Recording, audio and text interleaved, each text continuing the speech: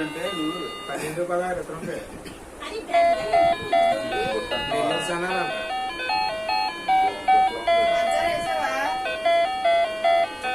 కాకపోతే ఏదైనా ఈ ఇత్తనం అయిదాకున్నాం ఒకసారి చూడు ఒకసారి ఎన్నంత ఒకసారి ఎడుతుంది ఇప్పుడు ఆచారం ఇప్పుడు మనం వచ్చిన ఏం చేస్తారు కొన్ని వస్తే కొన్ని రావు కదా అలాగే మొదలాగా ఒక ఎన్ని కనబడింది ఒకసారి